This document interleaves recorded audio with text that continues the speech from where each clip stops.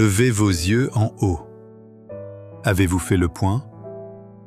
7 juillet. N'aimez point le monde, ni les choses qui sont dans le monde. Si quelqu'un aime le monde, l'amour du Père n'est point en lui. 1 Jean 2, verset 15. La conformité au monde entraîne beaucoup de nos membres à se trouver désorientés. Je suis très sensible à ce problème, car il m'est constamment présenté par le Seigneur. S'il y eut jamais une époque où ceux qui ont connaissance de la vérité présente devraient faire le point, c'est bien maintenant. Quoique personne ne doive avancer indépendamment de ses frères, il faut cependant que chacun acquiert une connaissance de sa propre position, de son orientation exacte. Voici la question que chacun devrait se poser. Quelles sont mes relations avec Dieu? C'est la conformité au monde qui entraîne la désorientation chez nos membres.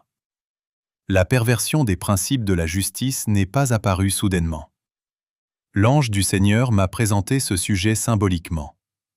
Il semblait qu'un voleur s'approcha furtivement, s'avançant de plus en plus près, pour dérober, petit à petit mais sûrement, l'identité de l'œuvre de Dieu en entraînant nos membres à se conformer aux usages du monde. Le Seigneur s'attend que nous fassions les efforts les plus diligents pour nous libérer de l'esprit mondain qui s'est emparé de nous. Le Seigneur demande une réforme. Partout où des croyants ont adopté des principes mondains, il désire qu'une voix avertisse.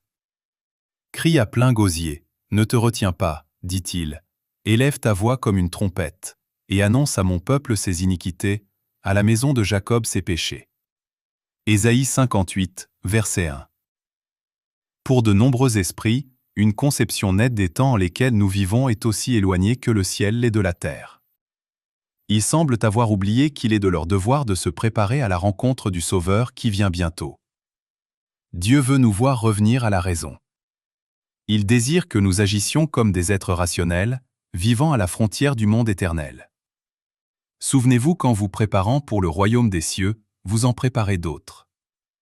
Les Écritures déclarent: « Suivez avec vos pieds des voies droites, afin que ce qui est boiteux ne dévie pas. » Tant que nous travaillons selon les indications du Christ, en nous appuyant sur le bras du Tout-Puissant, nous sommes en sécurité, mais dès que nous lâchons son bras et commençons à compter sur les êtres humains, nous sommes en grand danger.